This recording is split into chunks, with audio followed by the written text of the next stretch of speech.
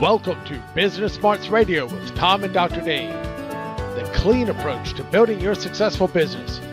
Now, let's introduce Tom Borg and Dr. Dave Miles. Welcome to Business Smarts Radio with Tom and Dr. Dave, where we bring you the clean approach to building your successful business. And when we mean clean, we're not talking about spick and span and dust mops. We're talking about this podcast is all about the acronym CLEAN. It's all about communication, leadership, engagement, and no drama.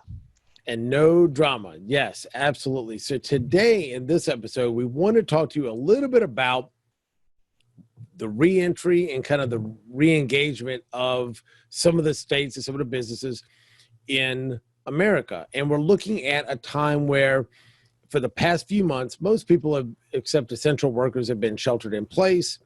It's been the quarantine in place with the coronavirus. And we're looking at now a phased reopening of a lot of different businesses in a lot of different states. And that looks different everywhere that you go. But one thing that does look the same everywhere is the fact that, you know, we've been cooped up for a while now, and eventually you start to get used to wherever you're at. And now when things are changing and we don't know what they're going to look like, that always causes stress. And so that's one of the things we're looking at is where can we go to find out as an organization, as a team, where our stressors are, where our levels of stress are, you know, how can we manage this kind of new, let's go back to reopening, but not reopening exactly the way things were before. It's just different. And so that's one of the things we want to talk today about is the stress of getting back to the new normal. So Tom, what are some of your thoughts on just the reopening? I know in my state, in Virginia, it's a lot different than where you're at in Michigan. But just in general, I mean, we talked a little bit about this before we started the recording, but what are some things that you've kind of noticed and some things that have been troubling or really positive? Well, Dave, one of the things we've got to be aware of is that this is a unique time in history. And for any business person that's out there that's trying to run their business, they know they've got challenges they never even thought of before. So what does that do? That creates stress. One of the keys to running a successful business is to minimize stress for your team and for yourself so that you can make rational decisions and you can perform the way you're capable of performing. Right. So what we're going to talk a little bit about today is we have a tool that we want to talk about and share with our listeners, and we'll talk about how they can get a link to this and be able to use it themselves for a complimentary. We're going to offer that free to our listeners here today. So the key is, what can we do? How can we identify this stress, and can we look at what are some of the causes, and then let's see if there's some ways we can deal with it. That's where we're going today. Cool. Well, yeah, and that's something that for all of our listeners, we've been talking about for a while.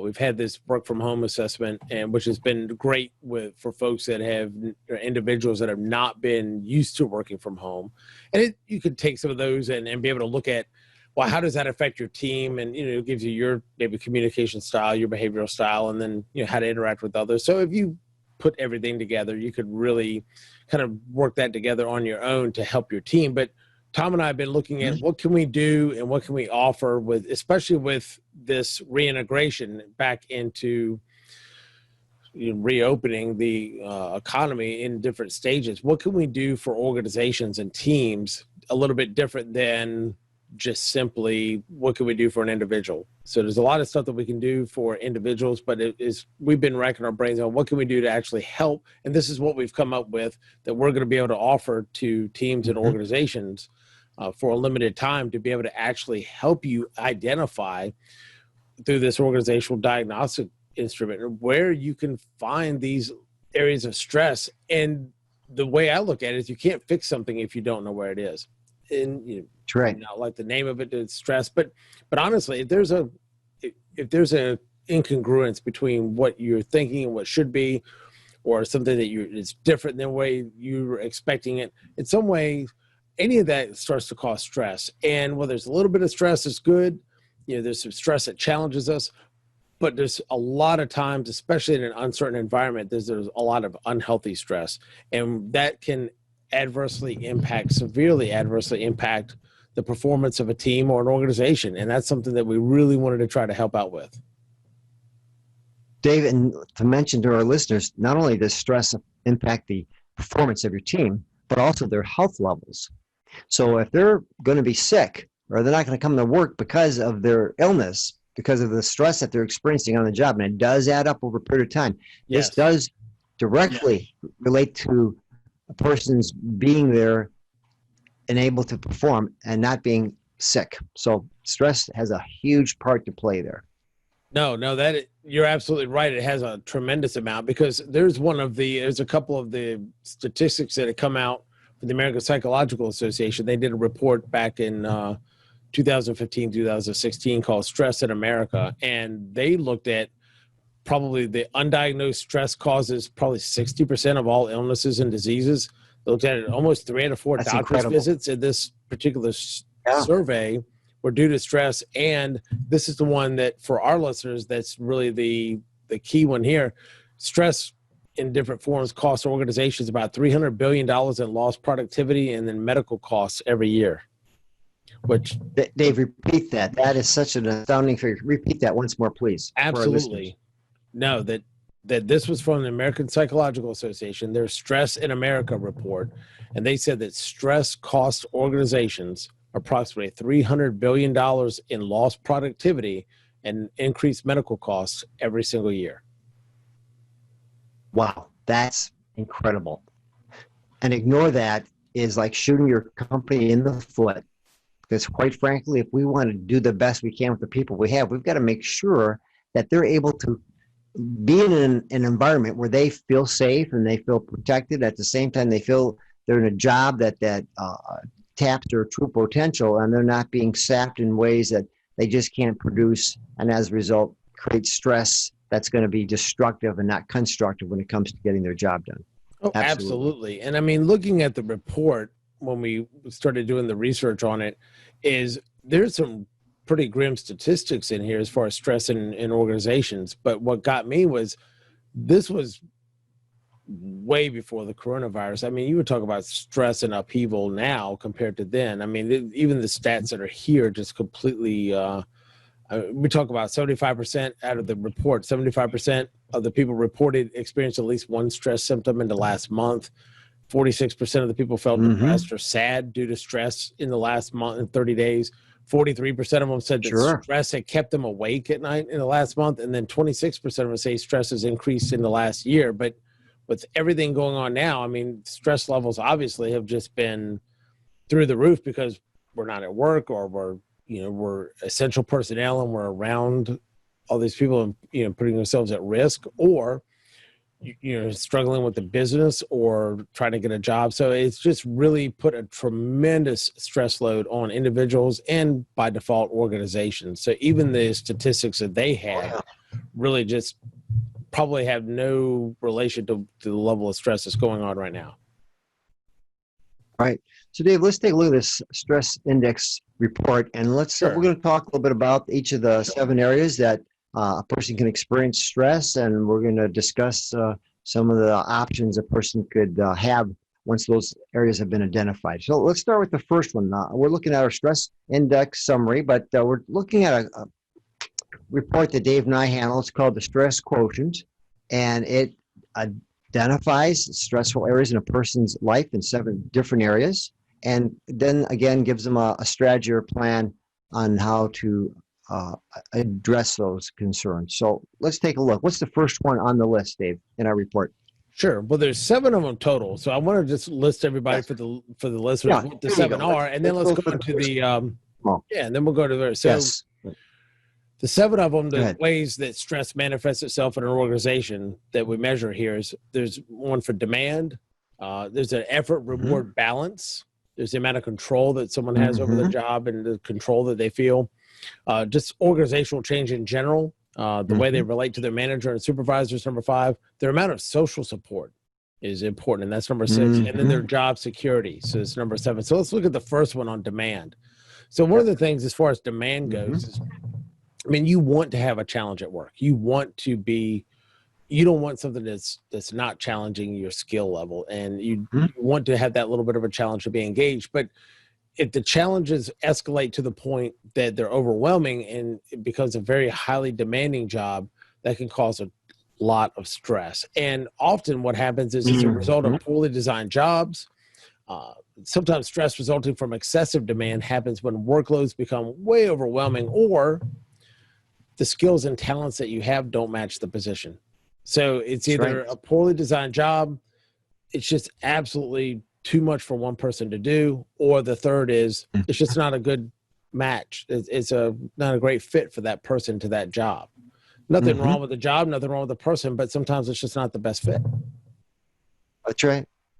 So, and the second one was an effort reward balance. So a lot of times when you have high levels of output and you're working your butt off, and that effort are met with minimal rewards. And we're not always talking about pay, but I mean, that could be pay, that could be a promotion, that could be a simple recognition for a job well done. But when someone's really putting out and just working their butt off and they don't feel like they're getting any kind of recognition or rewards for that, an individual's stress can absolutely skyrocket. So without that kind of effort versus reward balance, employees can get just disconnected, disengaged, unmotivated, and sometimes even angry. I mean, they just why am I doing I think part of that is too, Dave, is the people aren't being communicated with, or they're not communicating to their boss or supervisor. So they're just taking this all on. They're just thinking they're going to do what they have to do the job. But there's a disconnect, and that's going to create these demands on them that really are not going to be healthy in the long run.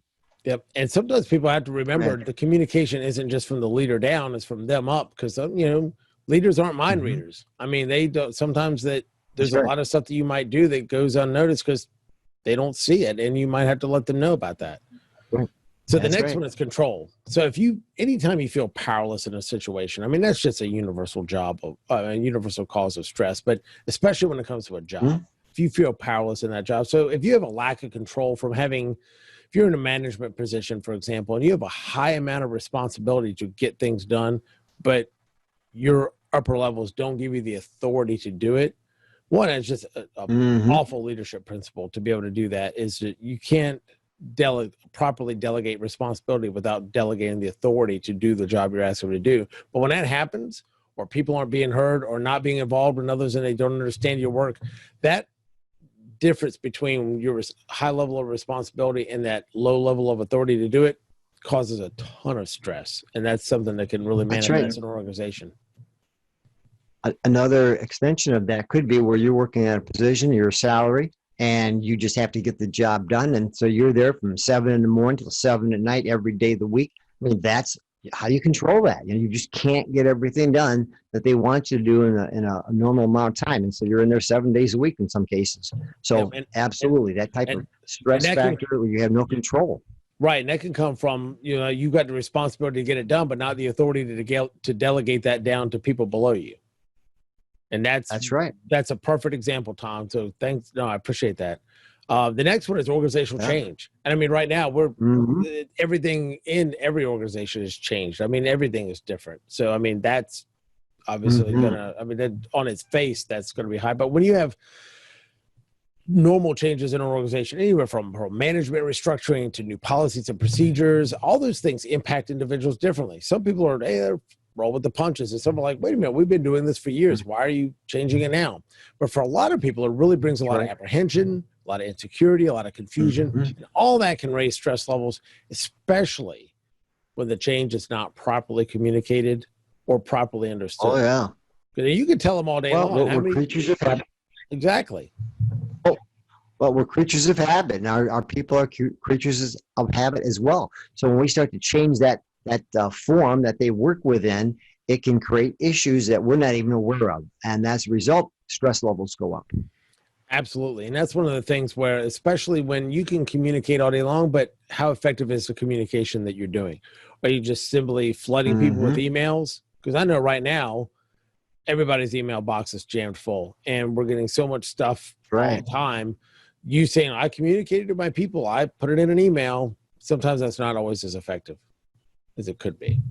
No. So the next one is a manager-supervisor kind of relationship, because obviously reasonable directives from your boss should be expected. That's what you're there for, is to get direction and guidance from your boss. But it's when he or she creates enormous pressure on the person or enormous challenges to the point of hindering the workload, it can really cause stress to increase. So that's one that we always like to. And Dave, remember, number one reason why people will leave a position or a company, it's not the job, it's the boss. And that's right. We're seeing it right there. The manager or supervisor stress level that's put on that individual employee. Definitely an old adage, but like I said, and I know even John Maxwell talks quite a bit about it, is, like I said, people don't leave organizations, people leave people. And the next, so the next one is social support. So if they're in an unsupportive social environment, it can cause a lot of workplace stress. So, I mean, and that comes down a little bit to the managers, because if the managers don't provide clear and consistent information, and then the coworkers, if they don't fail to help each other out, and you feel like you're there by yourself, okay, I'm the only one doing anything. Like, all these guys are sitting around not doing anything. I'm the one trying to keep this place going. And it may not be accurate, but it's the way you feel. You know, it makes it tough. And then you can feel really unengaged and unproductive at that point. And you're just like, why am I, if I'm not going to get the help from my managers or the other coworkers, if they don't care, why should I care? And that could be a big cause of stress. They start to feel like they're fighting this battle on their own. They don't have the support or the social connectedness to the rest of the team.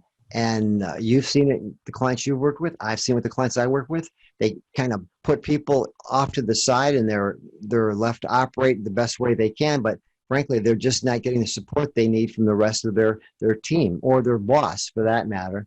And as a result, they're going to be stressed out and unhappy with what they're doing. Absolutely. And then the final one that it takes a look at is job security, because I mean, there's nothing more stressful than not knowing, am I going to have a job? Am I not going to have a job? What's going to happen with my job? And a lot of times in these types of situations, the same job might not be there. You're still working for the same company, but your job may be a little bit different now because of just the new realities of the way businesses have to operate now. So, but however, though, stress can also be caused by a lack of advancement, being promoted too slowly, or being promoted too quickly to be successful. I mean, there's nothing more stressful than being put in a job situation that you're not equipped for, or that you know you're the best candidate. What's that? Well, that they don't get the training they need or the support that they need. Could be something like simple software, updated version of what they need to operate on the job, or could be the fact they need some training. Or in some cases, they need leadership training. If they've been promoted to a position where they're now supervising others, that can create some issues, especially if they work as peers with these people before they're promoted. So all of those things can go into the mix. Exactly. Because if you think about it, I mean, just because you're the best technician doesn't mean you're the best supervisor. I mean, the old adage of, the example of having the best salesperson being now the sales manager. Well, now you promoted him into a position that he doesn't want. He's not equipped for it because you haven't given him the leadership training beforehand. And consequently, you just lost your best salesman because now he's trying to manage everybody else. So both can be very stressful. Promoted too quickly without the proper training and experience, and also being promoted too slowly or getting passed up and know that you're qualified and there's nowhere to advance in an organization. So that's the last one. So that's what the report looks at. And I think one of the things we talked about is it looks at it on an individual basis, which is nice. And that's one of the things we we're going to offer is that, hey, just contact Tom, contact myself. We'd be more than happy to send you one for an individual basis. But what I love about this, and this is, to me, this is the real power of this. This is why I get excited about this particular diagnostic tool, which, I mean, you think why you get excited about a diagnostic tool? It's just a survey. But when you can do this anonymously throughout your whole organization, and that way you really capture an idea of where some of the issues are. I'm just such a huge fan of, you can't fix it if you don't know what's broken. And or where you can just improve. And then hey, we're doing great over here. Positive. This is wonderful. But over here, we could kind of use some help. So if you're trying to really get your organization retooled, reintegrated, reopened, figure out exactly where some of these stressors are so you can do something about it, Mhm.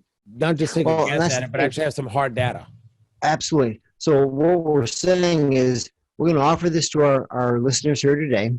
They can get an opportunity to get a link from us, and they can take this assessment for themselves individually. And we will also make it available to the rest of the organization for no charge, complimentary, and it'll be in an anonymous format. So they're not going to actually Correct. spell out people's names, but we'll be able to see from the report, we'll see which areas of the organization are having higher levels of stress and have a plan or strategy with that debriefing that we offer to allow that team to put into place some strategies that are going to allow them to bring these stress levels down and to resolve some of the concerns or issues that are within the organization. So we're going to offer that as a complimentary offer here today, just because we want to do something to help the community and at the same time be able to position your company for greater success. Go ahead, Dave. Yeah, absolutely. Well, like we talked about at the very beginning of the podcast, we've had a couple of resources that we've been able to send out to people to help them on more of an individual basis to kind of overcome this shock of working remotely when you didn't used to. But, we've been looking for something that we can do to really kind of help some of the businesses in our local communities be able to uh, better deal with some of the stressors of this just the quarantine in general, but also the reintegration as we're going forward. Mm-hmm. And so that's one of Right. those things that after him and I worked together a while on trying to figure out exactly what we wanted to be able to give back to the community.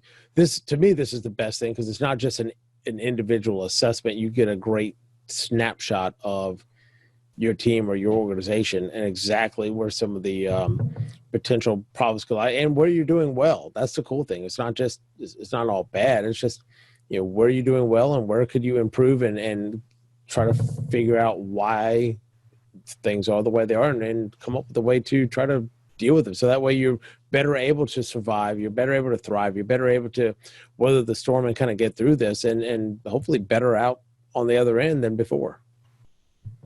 That's right. To position their company to be in a better place once we get past this COVID-19 experience. We know that there was a beginning. We're somewhere in the middle right now. And once we get through all this, you want to have your company positioned or your organization positioned to be in a place where now it's further ahead than it was before you went into this whole situation. So that's possible if we take this time and use it in a way that can give us the tools that we need to come out on the other end of this in a way that's going to move us forward closer to our goals as an organization. Yes. So, in conclusion, if you want to get an individual copy of this that you can take and preview before you, talk about putting to your whole organization, it's still complimentary to you and your organization. But just reach out to either one of us, either Tom at tomborg.com or Dave at drdavemiles.com. Either one will be happy to send you a link, and that way you can take the assessment. Like I said, we're able to at least do this through the end of June, as far as we know. It's just a limited time for a few weeks that we have this up that we're able to do it. But go ahead and send us an email. We'd be more than reach out. We'd be more than happy to send this over there to you. And it's just something that, like I said, we're doing as a public service to try to help organizations and help teams kind of weather this and figure out where they could come out the other side, hopefully better. And then what that also includes is where we'll do a follow-up phone call with you to help you debrief and make sense of this report and see which way you can go with it to get those changes that you want to see happen in your organization. Oh, absolutely. Because like any assessment, there's very few of them beyond maybe that working from home and that we said that's in-depth, that has a lot of information that's not valuable to sit down and actually go through it and debrief it with you. So yes, that's when you take a look at that, we'll absolutely go through a whole debrief with yours personally, but then we can set up your whole team to be able to take this and go through that whole organizational report and team report to be able to really hone in on the good, the bad, and hopefully not quite that much ugly. Yeah, that's a great offer. It's a great offer. Any final thoughts, Tom? Well, I think right now we are living in unprecedented times, and we need to take some action and get some tools in our toolbox. They're going to allow us to make the best of these times. That's my final words of advice today. Cool. Well, like I said, reach out to either one of us. Like I said, this is something that we wanted to do for our listeners, and we try to do this to really hopefully pour into our local communities. Either email Tom at tomborg.com, TOMBORG, or Dave at drdavemiles.com, DRDAVEMILES. And we'd be, like I said, more than happy to send that over there to you for free, no obligation. Just take it. We'll run through it with you, see what it's like. We can set up your whole organization for it. Same thing, free for your team, for your organization, at least for a limited time to the end of June. So beyond that, I thank you guys for watching Business Smarts Radio. Well, hopefully this is something that us being able to give back to you guys for supporting our podcast. It's going to be helpful to you. So please make sure, like I said, remember that we're all about clean on this podcast, which is communication, leadership, engagement, and no drama. yes, and no drama. So anyway, you all take care, and we will see you on the next episode.